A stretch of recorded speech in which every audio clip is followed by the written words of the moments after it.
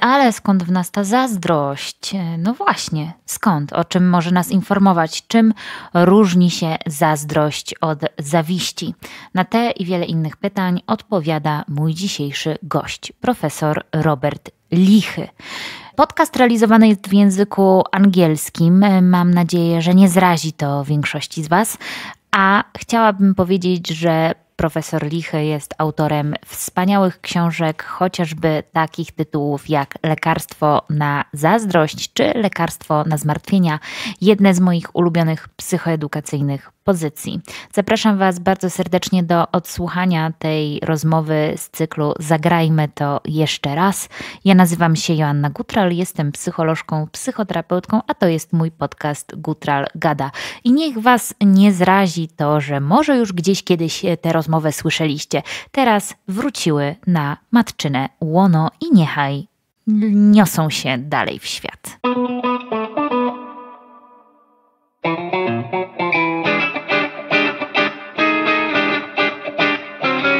Thank you for finding time for us. And I don't know if you are aware of that, but you have a lot of fans here in Poland and a lot of readers. Oh, it's nice to hear. I am a big fan of your book about anxiety and about worrying. And that's the book that I recommend the most to my patients. But we are having your other books here in Poland, and in the upcoming conference for Polish Association of Cognitive and Behavioral Therapy, you're going to give a speech about jealousy. So I was thinking, how if we'll get a little insight from that speech. So my first question is, being jealous, is it good or is it bad? Well, there's no way of labeling good or bad. All emotions evolve, Joanna, because they have some use. So you have jealousy throughout the world. I mean, every culture you find people have jealousy. You have jealousy in romantic relationships. You have jealousy between brothers and sisters. You have jealousies in the family that my father or mother is giving my brother or sister more attention. And you have jealousy in friendships. Even animals have jealousy. Like, when they've done research on pet owners, the pet that's rated the highest in jealousy is a dog. And the dogs are jealous. Horses are also jealous. Horses are jealous that other horses are getting attention. So it's evolved to be an emotion that can be useful at times, but can be destructive at times. In Poland, we have that belief that you should never be jealous, because if you are jealous, it speaks very bad about you. Of course, we're still jealous every once in a while, but there is a lot of bad beliefs about being jealous. Right. How it can influence our emotions, our regulation of jealousy and dealing with it. Well, there are cultural differences in jealousy. But I'm sure, as you just pointed out, Joanne, even though people think they should not be jealous, they may feel ashamed or guilty about their jealousy, they still are jealous. And so in terms of romantic relationships, the evolutionary theory about jealousy is called parental investment theory. So, for example, research shows that both men and women are jealous, and this is true cross-culturally, not just in the United States and Britain, but throughout the world. Men and women are jealous. Women tend to be more jealous if their partner is emotionally involved with somebody else. And men tend to be more jealous if their partner is sexually involved with somebody else. So why would that be? And this, again, is true cross-culturally. Research by David Buss at the University of Texas in the United States and many other people show that the sex differences in jealousy hold up in different cultures. Women always know that the baby is their baby. They always know. It's not like the woman's pregnant and gives birth to a baby and says, I don't know if that's my baby. They always know it's their baby. But the man never really knows for sure that it's his baby. So men are more threatened by the sexual behavior of their female partner because that may mean that she's getting pregnant with some other man's baby. So you have, in the United States, for example, the main reason for domestic homicide, killing your partner, is jealousy. And the more violent and the more brutal the killing, like multiple stabbings over and over 90% of the time, that's because of jealousy. Men are more likely to kill the woman over jealousy, and women are more likely to kill themselves over jealousy. So you have very profound emotional and behavioral responses to jealousy. And the theory is that, the parental investment theory is that, I don't know if that's my baby if I'm a man, so I have to guard my female partner and keep other men away from her. What did jealousy inform us about today? Let's say that nowadays I am in a relationship and, I'm not quite sure why my spouse, my partner, is looking at other women. I feel a little bit jealous. What does it say about me? Maybe I'm not good enough. Maybe I'm not attractive enough anymore for him. So if I feel jealous, how can I get some supportive or important information from it? Or is it not supportive or important at all? The idea that jealousy is related to low self-esteem, there's some research that supports it, and there's some research that does not support it. There are cases in which jealousy could be related to high self-esteem. So, for example, if your partner is pursuing other women and being disrespectful to you, having sex with other women, whatever, your high self-esteem might say, no one's going to treat me that way. In other words, that you might be standing up for what you believe are your rights in a committed relationship. There are other factors that affect the jealousy that, there's no one reason why people are jealous.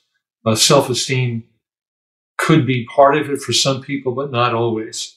There is research that shows if a person believes that they could find other more attractive partners, they're less likely to feel jealous because they feel they have an alternative. But the jealousy, the jealousy differs at different stages in the relationship. So, for example, if you're first dating somebody, the first few weeks, you don't really have much invested in the relationship. So there's not that much jealousy. In the initial couple of weeks or few weeks of relationship, you don't have much jealousy. But as the person gets more invested in the relationship and they get more attached, they're more likely to feel jealous because they believe they have more to lose. So the degree to which you're invested in the relationship affects your amount of jealousy. The other thing that affects the jealousy is the uncertainty that you feel. Like if you've been married for 20, 30 years, you're probably not as likely to be as jealous because you have a lot of evidence, presumably, that the person has a commitment to you. Other factors that affect jealousy are, your history of relationships. So if you've had a history of people who betray you, who treat you badly, you're more likely to have jealous feelings. Also, your attachment style. So, for example, if you have anxious attachments and you're concerned that people that you're close to are going to leave you, you're more likely to be jealous. What's interesting is that some people have what's called an avoidant attachment style. In other words, they're sort of detached in the relationship. They're not as emotionally close to the person. So those people tend to be less jealous because they're not as emotionally involved. Interestingly, some research shows that if somebody experiences jealousy or shows jealousy early in the relationship, that relationship is more likely to last.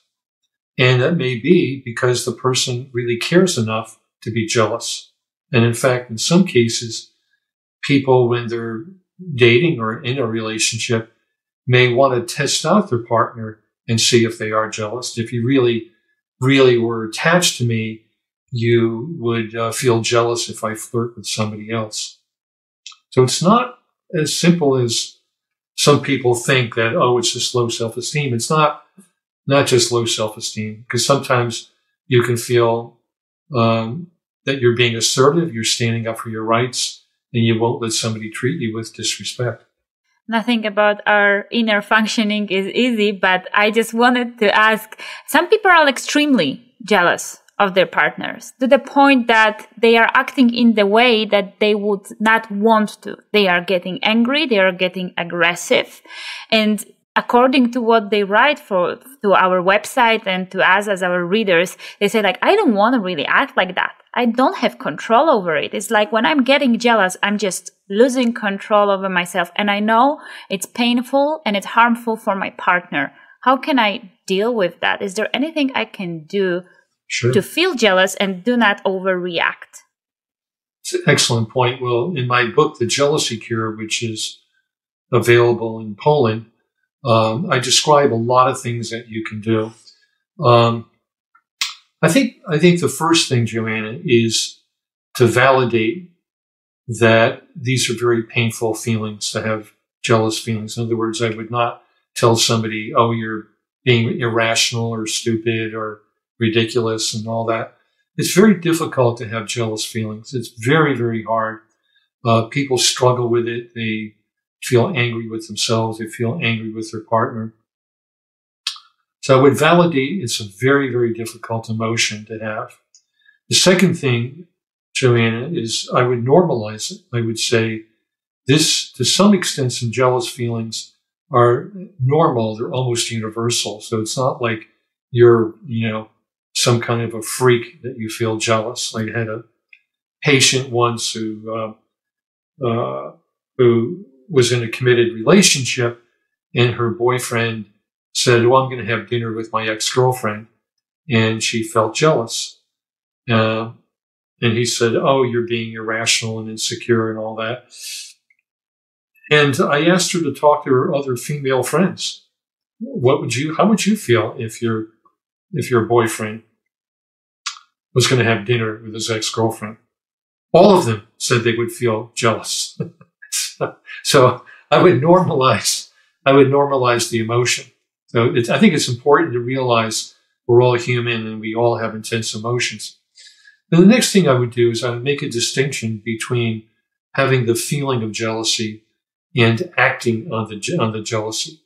So you could feel if you're at a party and your partner's flirting with somebody else, you might have a feeling of jealousy, but you don't have to act on it. And often it's the actions that people take to cope with their jealous feelings that jeopardize the relationship. Those actions include things like interrogating your partner. What are you doing with that person? What were you saying? How do you feel? Are you attracted to them? Interrogating your partner. Nobody wants to be in a relationship where their partner is a prosecutor. The second thing is threatening your partner. If you talk to that person, I'm going to leave you, or, yelling at your partner or telling your partner what a terrible person they are. That's not going to improve the relationship. The other thing that people do is they follow their partner either on social media, or they read their text messages or their email, or sometimes they actually stalk their partner and follow them.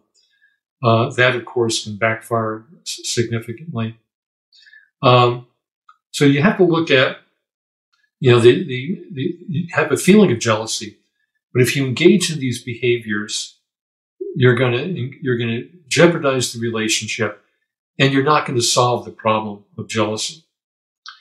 So I often have my patients who have jealous feelings try to let go of these ways of controlling the partner because that's going to jeopardize the relationship. The other thing is that you can look at the evidence that your partner is cheating on you or planning on cheating on you. A lot of times when people are jealous, they do a lot of what we call mind reading. Like, oh, you're looking at that other woman, so you must find her attractive. And then you take it personally, you don't find me attractive. It could be that when you're out with other people, you look around at other people. The other thing is that people often have very perfectionistic ideas about behavior, that you should never find other people attractive or you should never flirt.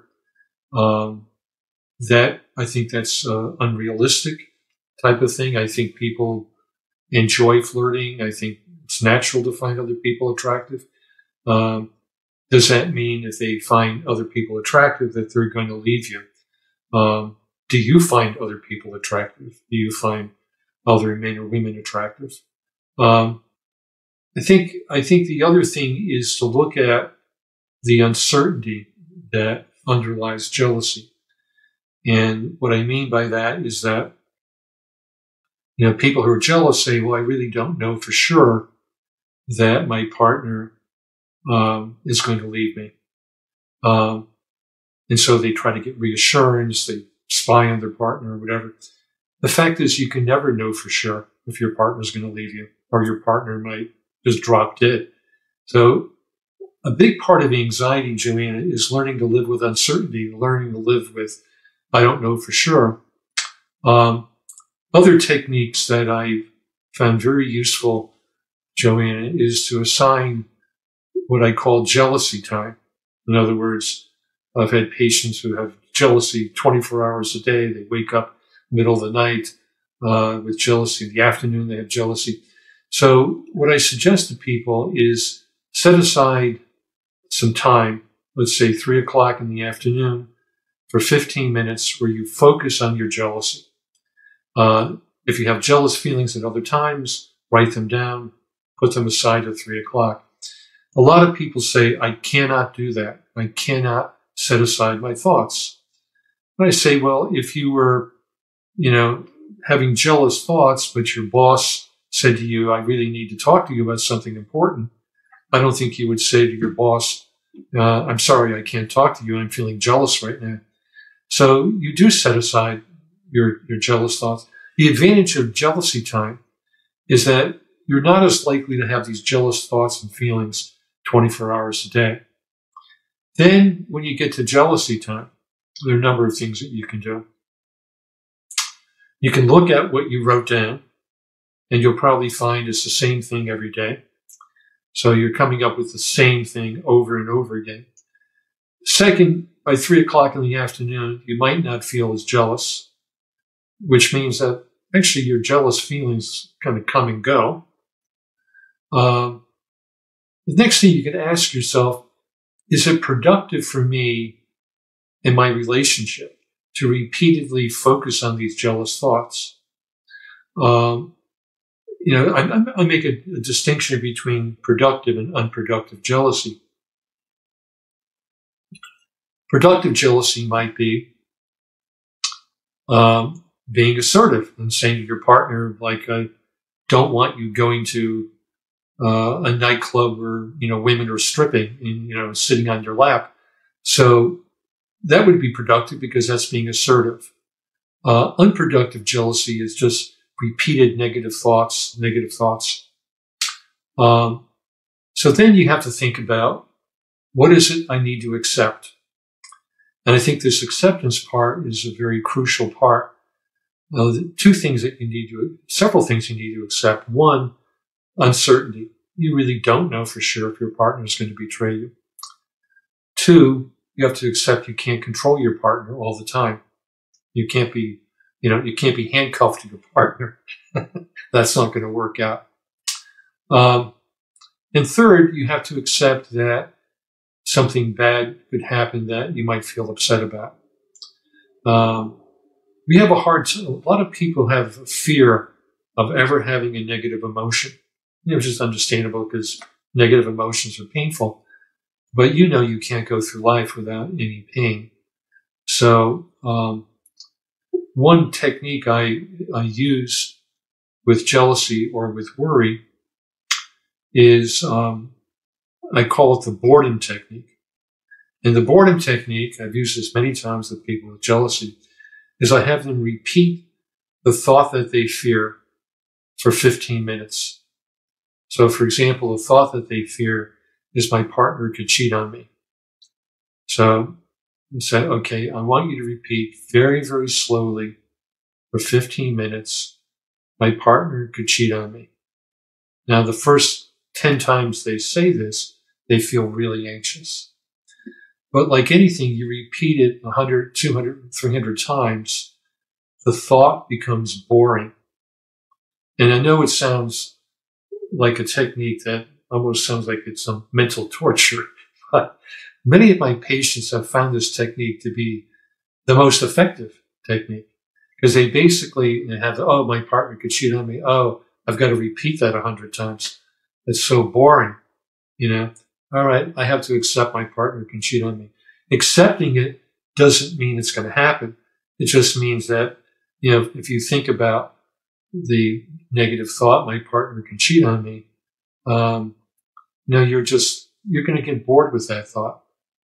So it's sort of like an exposure technique. Like if you had a fear of an elevator, I would say, Joanna, let's get on the elevator and go up and down, up and down. The first 5 times you're frightened. By the 20th time you're bored and it just doesn't mean anything because nothing is happening. Other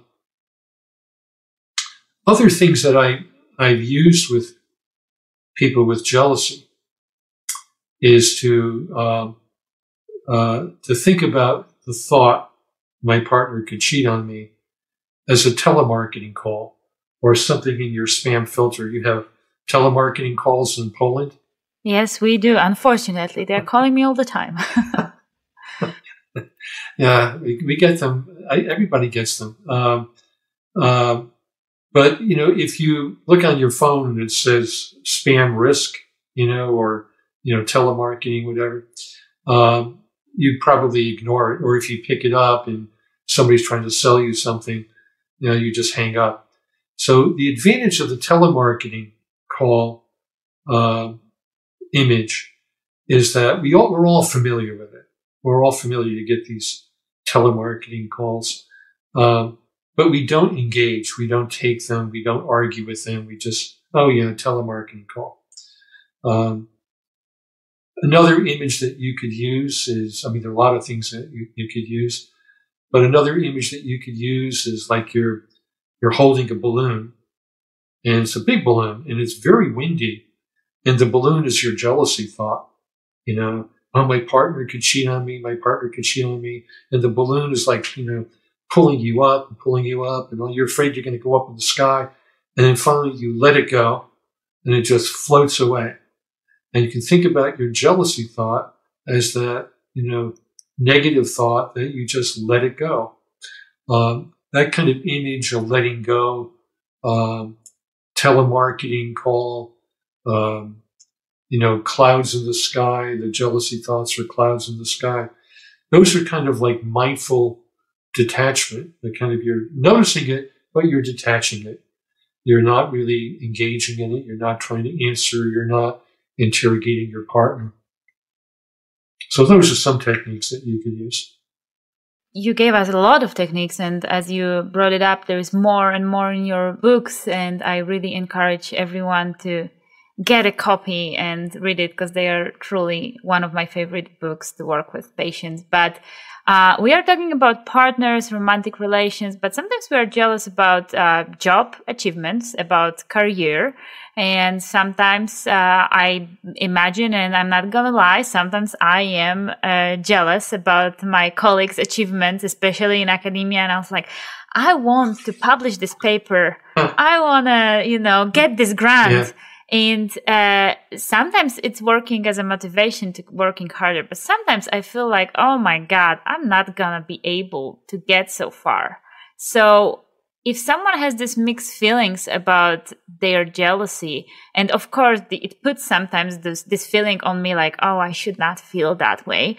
But how can I handle that? Can I use my jealousy as a source of motivation to keep working or going? It's an excellent question. I just published an article a few months ago on what we in English call envy. Envy, that there's a distinction in English between jealousy and envy. Jealousy is always about three people, like my partner, this other person, and me, or my brother, my father, and me. Envy is about, so jealousy is a threat to a relationship. Envy is a threat to my status. So envy is like somebody's getting ahead of me. So somebody's publishing a paper or getting a raise or whatever it is. I just published an article on envy in cognitive therapy and research. I'll send you the link. And it's interesting because envy is a very, very common emotion. And it's the emotion that in research that people that have done is one of the emotions that people feel most ashamed about. They feel guilty and ashamed. They think I shouldn't feel envious. Anyway, the article, usually within 4 months, if you publish an article in this journal, you might get 200 people to view it. I've already gotten 8,000 people viewing the article because I think people in academics are envious. They struggle with their own envy, just like you and I do, Joanna. So envy is like somebody's getting ahead of me. So here's what we know about envy. I've actually thought about writing a separate book on envy. Envy is, again, a universal emotion. You find it in all cultures. You find it in animals. Any animal that has a dominance hierarchy, you have envy. You have competition for status.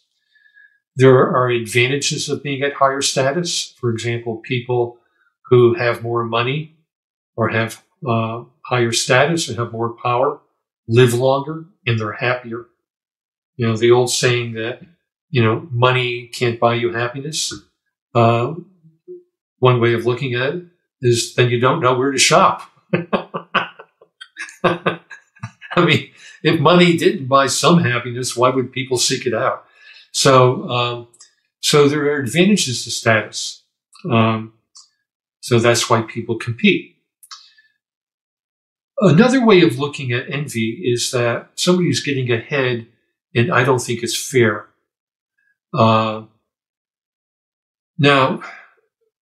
a way of looking at that, Joanna, is that kind of feeling about inequality or unfair advantage underlies social democracy.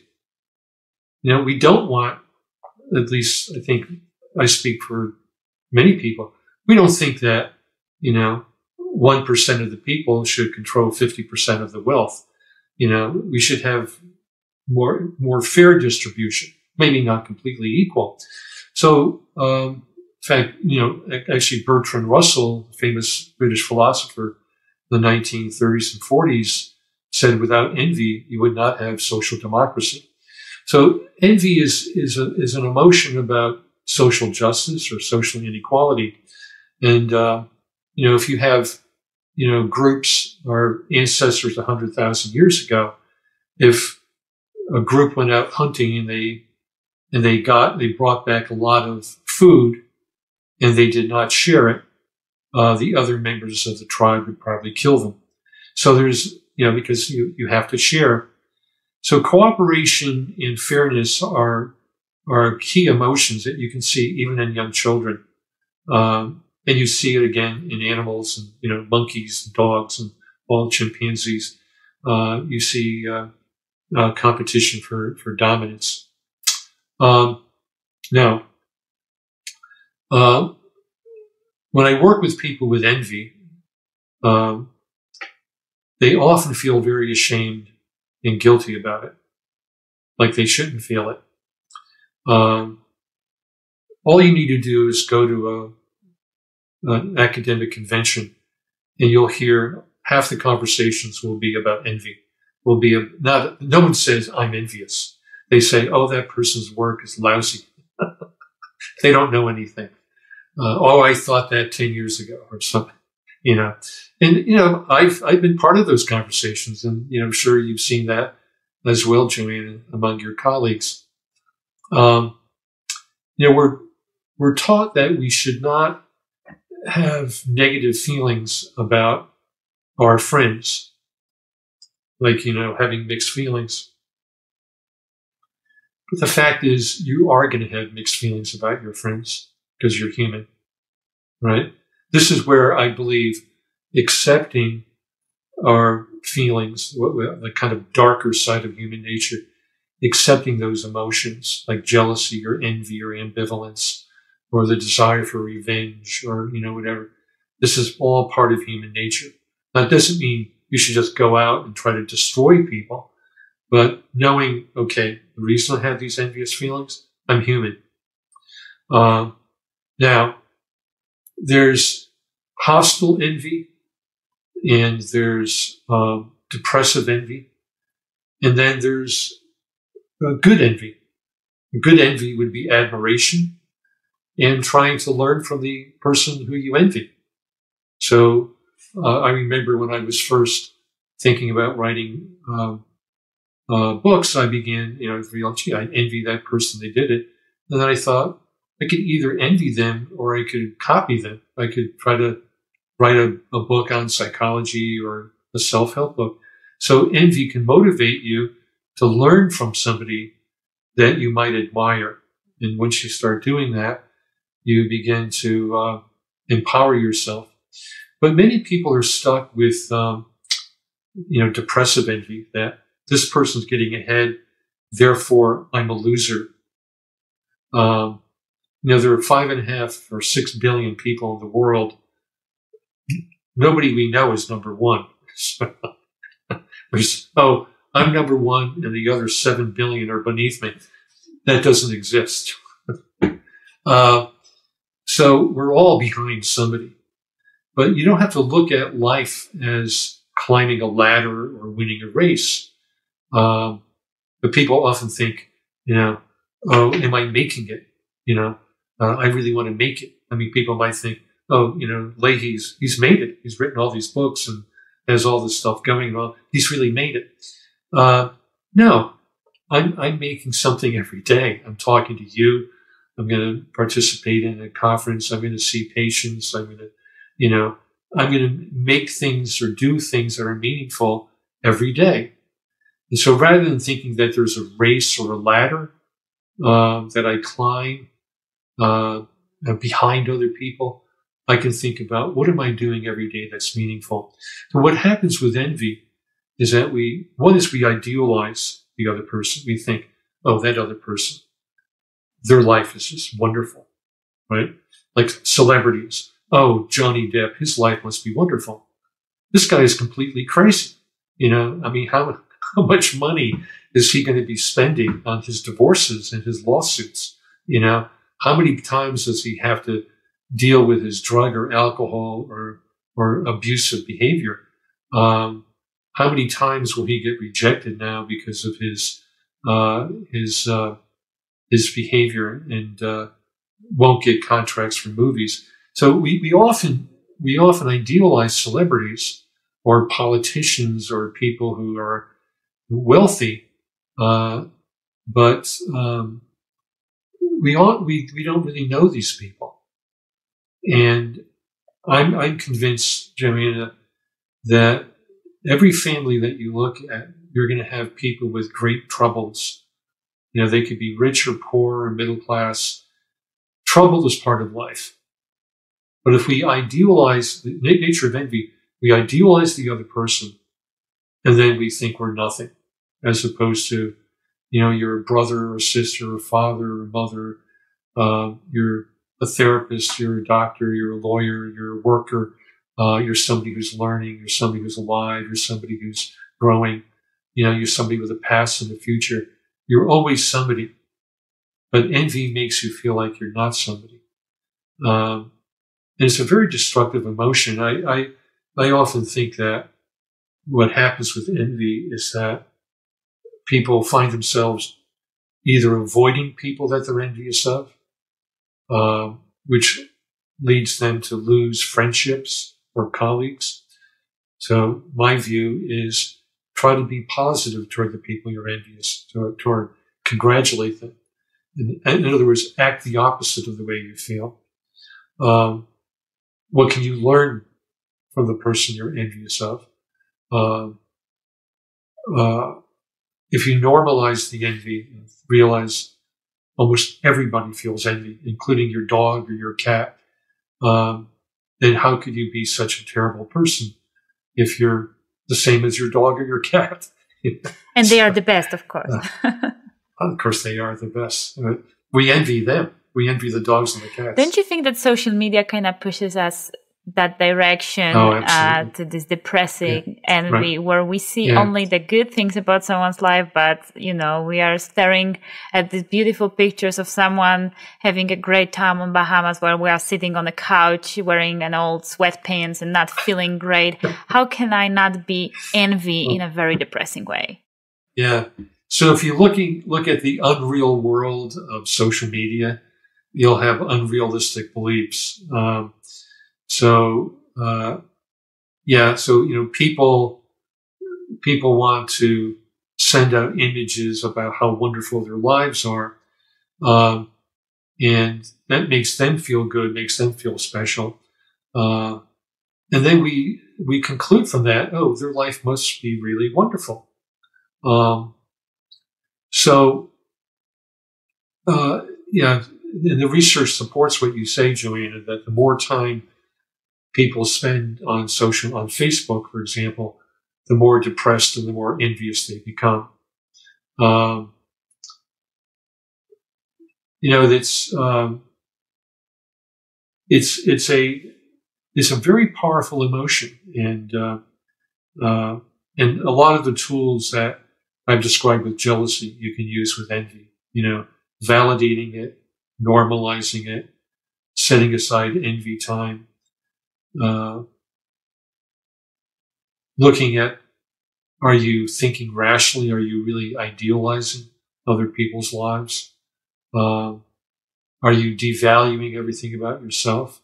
What are you doing every day that's meaningful? Another question, really, are there people who could be envious of you? A lot of times people are always thinking about the people they view at the top of the hierarchy. Could there be people envious of you? And there probably are. And I think what I find interesting, Joanna, is a lot of people I've seen, people who have very successful careers and doing, really, really well at a lot of things, who might be envious of somebody who's at the top or whatever, that they're surprised to think there could be people envious of them. They're always looking up, but they're not looking at other people. I believe that I think it's important to know people from different social classes in different racial groups in order to humanize what it is to be a human being. In other words, that working class people, middle class people, and rich people, educated people and uneducated people have the same problems. They have the problems of illness. They have the problems of relationships. They have anxiety. They have depression. They have substance abuse. We all have problems. And if you get to know all kinds of different people, you can realize that, we may dress in different clothes or have, different cars or houses, whatever, but we're all in it together. Well, you brought up that, no one will come and say, oh, I'm so jealous, or I have this envy in me. People are more like, I would like to write a paper like you are writing, or I would like to write a book like you are writing, or I would like to handle my life as great as you are doing it. But when people shows up in the psychotherapist office, in the cognitive behavioral psychotherapist office, they usually say like, I'm not good enough, and I think like my partner is gonna break up with me, or I feel like a failure because everyone is doing better than me. How cognitive behavioral therapy can help us understanding and managing what we are feeling in this area with these emotions?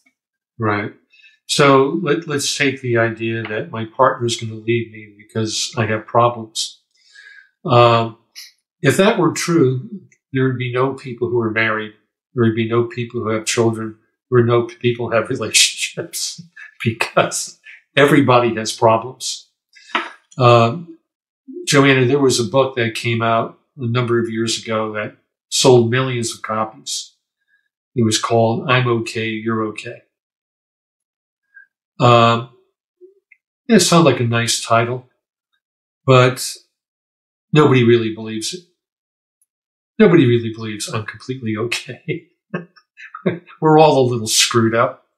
And nobody really believes that their friends or their partner is all okay. No, he or she also has problems. I think a more realistic book, the book I'd like to write, is I'm not okay, you're not okay, but that's okay. That's a good title. Because it really describes the reality of life, Joanna, that, we're all a little bit messed up, or we're going to have problems. We're going to be difficult at times. You're going to be unfair at times. And so is our partner.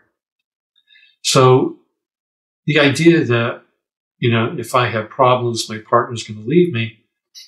Well, first of all, if your partner left you because you had problems, you ought to get rid of them now.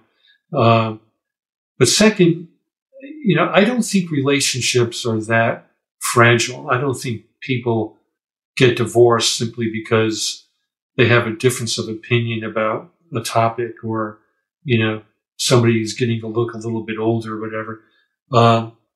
I think relationships tend to be fairly resilient, actually. I think people stay together because they form an attachment and a bond, and they find it meaningful. So it's I think the other thing that you mentioned is everybody else, everybody else is having a great time, but I'm not. And again, I think that's not true. Most people, like if you look at the symptoms of depression and anxiety, or anger issues, or resentment, or envy, or jealousy, or hopelessness, or helplessness, almost everybody at some point is going to have those feelings. There was a study done, I remember at a convention, main convention many years ago, where they had these things that you should never say to your partner, right? You should never be sarcastic. You should never use labeling. You should never, exaggerate something. You should never be stonewalling and say, I'm not going to talk. Oh yeah, everybody agrees. Terrible stuff to do. They found out that 90% of the couples did that. I just thought about myself. I was like, holy. We all make mistakes. But the issue is, no one says to you, gee, I just met you, you're perfect, let's have a relationship. But once you're not perfect, I don't want any part of you. You would never want to be with somebody like that. Of course, there are people who are like that. People who are always looking for the perfect partner. And I always think, if you're looking for the perfect partner, why would they want to be with you? You're judgmental, you're harsh, you're critical, you're uncompromising, and So I think the other thing we often think about love. Say that, oh, I love you because you're so attractive, or you're such a wonderful person. It's like, I love you because you meet all these criteria. We often think about that romantic love, the idealization of the other person. that kind of idealization doesn't last. Like Romeo and Juliet by Shakespeare. You have to kill them in the last act because they can't keep going on like that. You know, you don't find anybody who's married for 20 years acting like Romeo and Juliet. So Shakespeare had to kill them in the last act. You can't have a television series called Romeo and Juliet that goes on for 10 years. One season and it's done. That's it. One program and stuff. That's it. One season. Right. Yeah. So it's kind of like learning to accept your own negative qualities, your own unpleasant emotions, your own mistakes, and to hope that your partner will also be as forgiving and accepting. And I think about, like, if you think about love as for a friend or your partner, that, you think about your partners being difficult or going through a difficult time, that's the time that you call upon your love to cope with the problem. In other words, if I love my partner, I'm going to call upon my love for her to help her cope with the difficulties right now. Love is something that you use to strengthen your relationship at difficult times. It's easy to love somebody who's perfect. That's not mature love. So the question for the very ending of our meeting is like, how can I talk to my partner about being jealous? What is the adaptive way of communicating about jealousy? I think the way to talk to your partner about jealousy is to not attack your partner, not saying that, you're a terrible person, I don't trust you, you're awful, you're a liar, whatever. But rather to say, I know we have a lot of good things in our relationship, we have some things to work on, and there are times I have jealous feelings. And I have jealous feelings because you matter to me.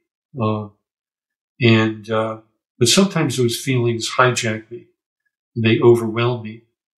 And there are times that I might say or do things that may push you away. So can you help me understand when I'm feeling jealous, what can I say or do so that I don't push you away or you don't push me away? What if my partner would not be satisfied with the question? What if he thinks that being jealous is something that should never happen into a relationship? Are there any techniques that we can work on with our beliefs about jealousy?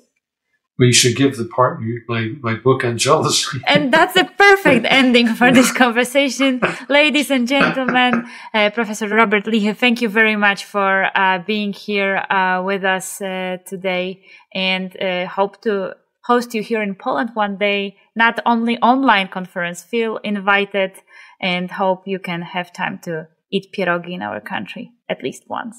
Well, I've been to Warsaw and I was looking forward to going to Krakow, but the pandemic got in the way. But I do look forward to meeting you in person, Joanna, and visiting Poland again. And I'm writing a book on regret right now, and I just actually finished it.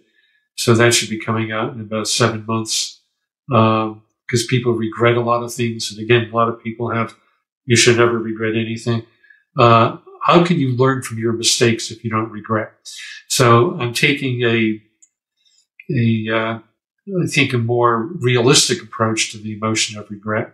Regret is the second most common mentioned emotion in conversations. The first most common emotion is love. They talk about love a lot, and then they talk about regret. Does it mean that we can, in 7 months, meet and talk about regret? It sounds good. I hope you don't regret it. It's recorded, so now you cannot say no, and I'm pretty sure I'm not going to regret it. Thank you so much for finding time for us, and talk to you in 7 months. Okay. Nice talking to you, Joanna.